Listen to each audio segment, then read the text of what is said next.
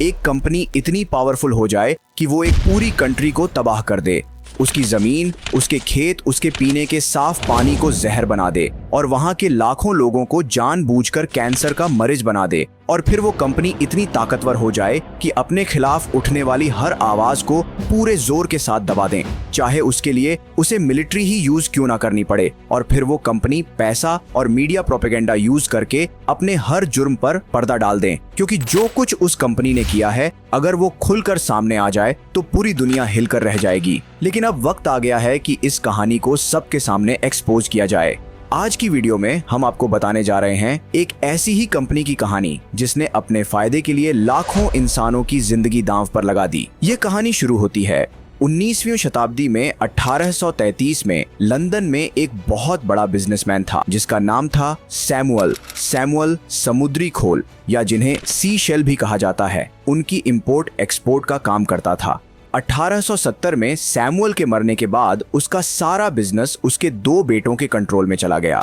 बड़े बेटे मार्क्स ने लैंप में डालने वाले केरोसिन, जिसे मिट्टी का तेल भी कहते हैं, उसे एक्सपोर्ट करने का काम शुरू कर दिया। उस जमाने में ये तेल इन समुद्री जहाजों में ऐसे बैरल्स के थ्रू एक जगह से दूसरी जगह भेजा जाता था, लेकिन उससे एक प्रॉब्लम ये होता था कि ये बैरल्स लीक हो जाते थे और ये तेल रास्ते में ही बैरल्स से बाहर निकलकर खराब हो जाता था। मार्क्स ने इसी प्रॉब्लम को ठीक करने के लिए तेल के टैंकर डिजाइन किए ताकि तेल डायरेक्टली सी पोर्ट्स पर खड़े जहाजों में डाला जा सके। वीडियो अच्छी लगे तो वीडियो को लाइक और चैनल को सब्सक्राइब करना ना भूले ताकि हम जल्दी वीडियो लेके आ सके। फिर 1892 में पहली बार मार्क्स के बनाए हुए टैंकर्स में यह तेल स्विस कैनाल को क्रॉस करके एशिया मार्केट जैसे कि इंडोनेशिया और थाईलैंड जैसी जगहों तक पहुंचे। उस समय ये इलाका ब्रिटिश एम्पायर के कंट्रोल में था। ये पहला मौका था कि एशिया और यूरोप की ऑयल की सप्लाई समंदर के जरिए आपस में कनेक्ट हुई।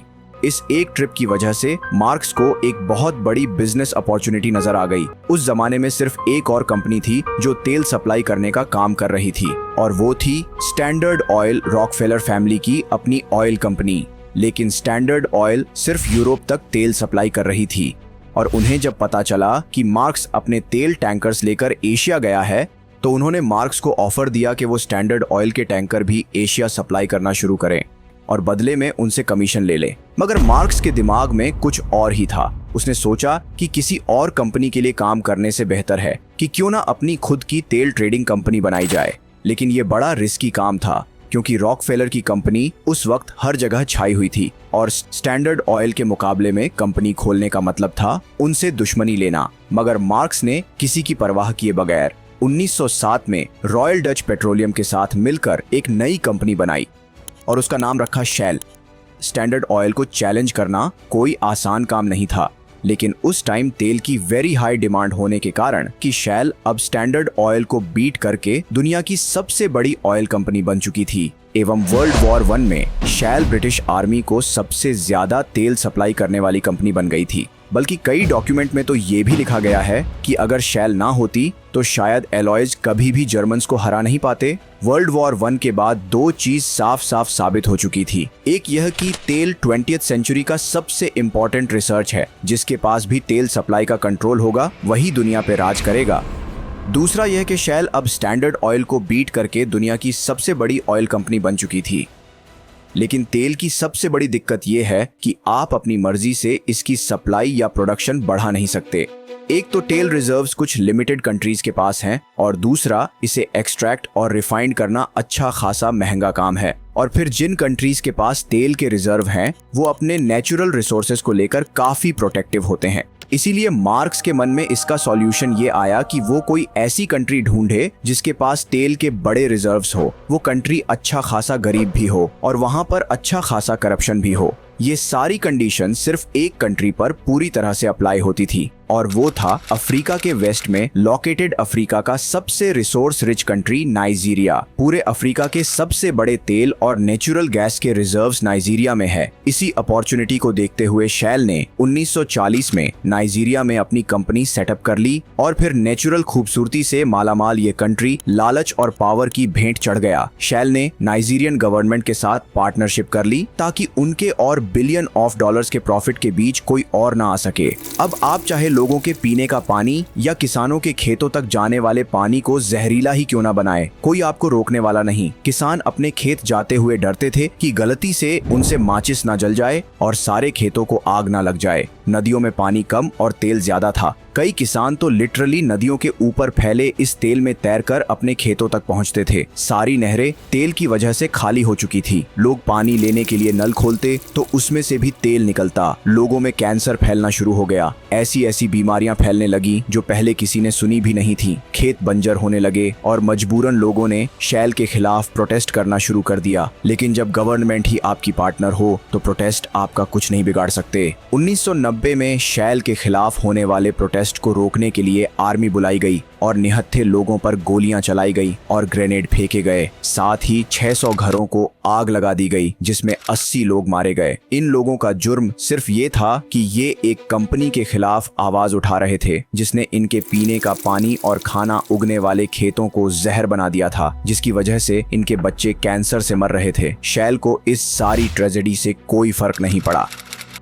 बल्कि 3 साल बाद ही 1993 में एक नई पाइपलाइन के खिलाफ हो रहे प्रोटेस्ट पर शैल के कहने पर नाइजीरियन आर्मी ने डायरेक्ट फायरिंग की, जिससे एक आदमी की मौत हो गई और 11 लोग घायल हो गए। शायद आपके दिमाग में ये सवाल आ रहा हो कि नाइजीरियन मिलिट्री कैसे एक कंपनी के लिए अपने लोगों पर गोली चला सकती है। तो दोस्तों, शैल सिर्फ गवर्नमेंट ही नहीं बल्कि नाइजीरियन आर्मी जनरल्स को भी हैवी फंडिंग देती थी। इसके साथ साथ शैल ने नाइजीरियन आर्मी को state of the art guns, ships और हेलीकॉप्टर्स भी गिफ्ट किए थे। जब लालच में सब अपनी अपनी जेब भर रहे हो तो फिर प्रोटेस्टर्स की वैल्यू ही क्या रह जाती है। शैल ने पैसों के दम से सबको खामोश करवा दिया था। सब कुछ शैल के कंट्रोल में था, शिवाय एक आदमी के। इस आदमी का नाम था केन सारो-विवा। केन एक राइटर और एनवायरमेंटल एक्टिविस्ट था। केन ने शैल के खिलाफ एक जबरदस्त मूवमेंट चलाना शुरू किया। प्रेस से लेकर स्कूल, कॉलेजेस, यूनिवर्सिटी और अस्पतालों में लोगों को यह अवेयरनेस देना शुरू किया कि शैल कैसे उनकी जिंदगी बर्बाद कर रही है। ये सब करने से इनके आसपास लोगों की एक भीड़ इकट्ठी होने लगी। केन का सिर्फ एक मिशन था कि शैल को नाइजीरिया से बाहर निकाला जाए। शैल ने कैन से नेगोशिएट करने और उसे खरीदने की बहुत कोशिश की, मगर वो उसमें नाकाम रहे और केन के साथ लोगों की एक बहुत बड़ी तादाद थी, तो उसके खिलाफ एक्शन लेना भी मुश्किल हो रहा था। केन और उसके साथियों ने शैल के ऑपरेशंस रोकना शुरू कर दिए।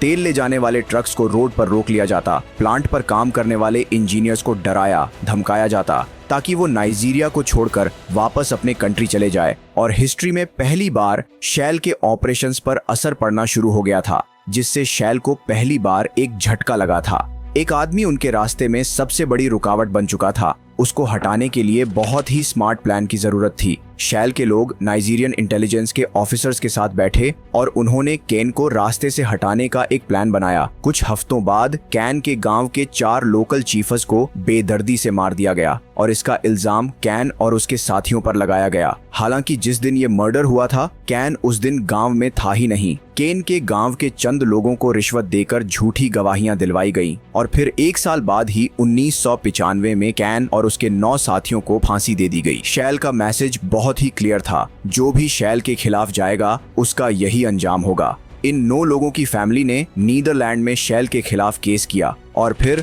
2017 में 22 साल बाद शैल को इस ट्रेजेडी का आधा कसूरवार ठहराया गया। हालांकि 5 लोगों ने आकर कबूल किया कि उन्होंने शैल के बोलने पर कैन के खिलाफ झूठी गवाही दी थी और शैल को सिर्फ $15 मिलियन का फाइन करके छोड़ दिया गया। 2018 में दुबई में एक प्राइवेट प्रॉपर्टी का डाटा लीक हुआ, जिसमें देखा जा सकता था कि शैल ने $1.3 बिलियन की प्रॉपर्टी नाइजीरियन पेट्रोलियम मिनिस्टर और कुछ नाइजीरियन मिलिट्री जनरल्स को गिफ्ट की थी। इसी तरह इस कंपनी ने सिर्फ गवर्नमेंट और मिलिट्री को ही नहीं बल्कि आम लोगों में भी अपना अच्छा इमेज बनाने के लिए ऐसी मीडिया कैंपेन शुरू की, जैसे कि ये एड इसमें देखा जा सकता है कि शैल अपने आप को एक ऐसी कंपनी के तौर पर पेश कर रहा है जो एनवायरनमेंट फ्रेंडली एनर्जी में इन्वेस्ट करता है। इसी तरह दिसंबर 2011 में 40,000 बैरल केमिकल नाइजर रिवर में लीक हो गए और ये नदी पूरी तरह से काली हो गई, जिससे इस नदी की सारी मछलियां मारी गईं और आसपास आसपास के खेत पूरी तरह से बंजर हो गए।